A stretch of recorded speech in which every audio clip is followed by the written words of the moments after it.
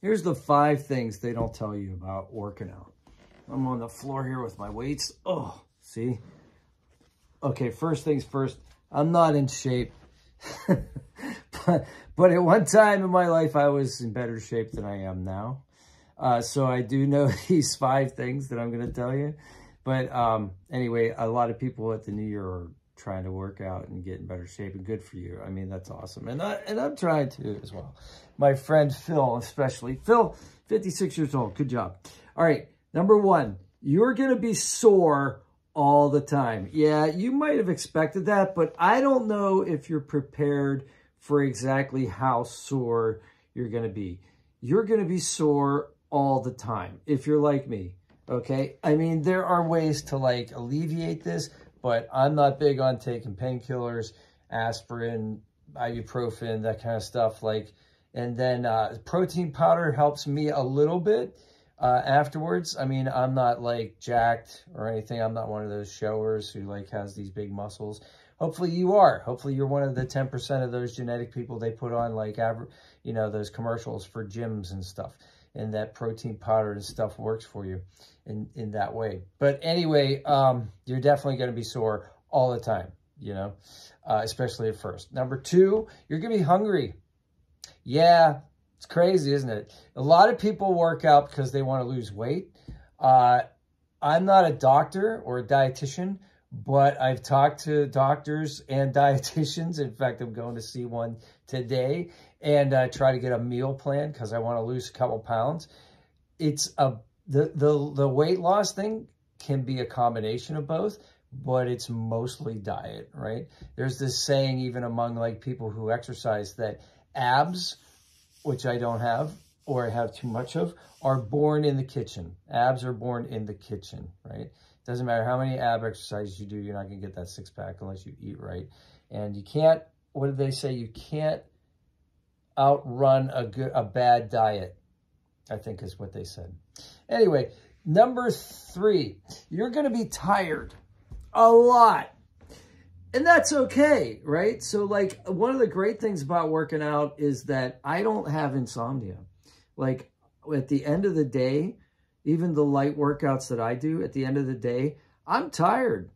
Like, and actually during the day, I take naps. That's one of the great things that happened in the year that we shall not mention, that I think a lot of people learned how to take naps.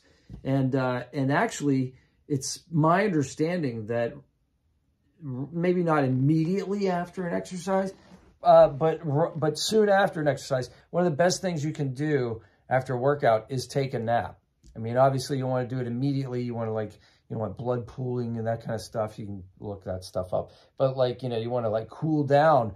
But like taking a nap after you work out, your muscles are going to heal, right? In that rest phase. At least that's what I've been told. Number 4, this is the biggest one for me, I think, is and this was the biggest surprise for me. Nobody told me I was going to be cold all the time, right? So like, I don't know where you live. I live in a cold temperature climate.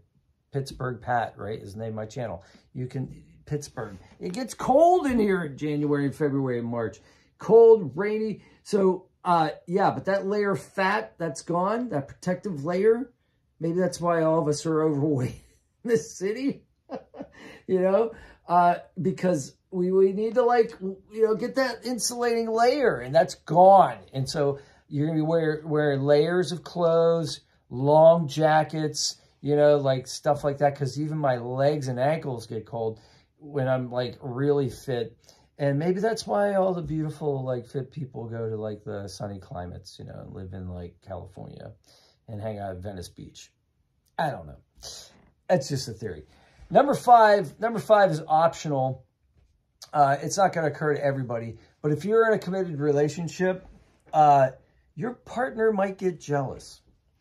And not, you know, so here's what I'm saying. Like, I'm not saying that, like, especially guys, all right, like, you know, we think, oh, we're going to get fit, and then all of a sudden we're going to have all this attention, you know, coming to us.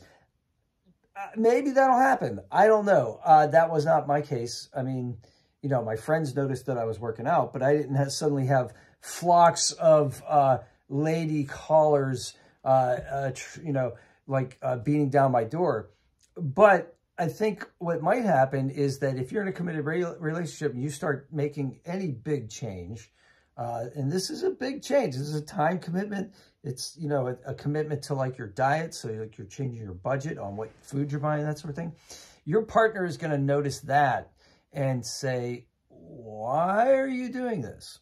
So I think it's important to allay your partner's fears. It's like, you know, I'm not doing this for any ulterior motives, any like social motives, let's put it that way. I'm doing this for health reasons. And hopefully that person will appreciate that for what it is. You're going to be around longer, and maybe they'll even start working out with you. That's the best case scenario. Worst case scenario, they just let you work out, and then they keep eating pizza and doing whatever they do. All right, well, those are the 5 things that you know, some of them may seem obvious, but like that one about the cold, I had no idea the first time I actually like got fit, how cold that was going to be. So put your comments down below and tell me what things that happen to you when you get fit. And if you want to see more, smash like and subscribe. I'll see you on the next one. Take care. Good luck out there. Stay fit if that's what you want to do.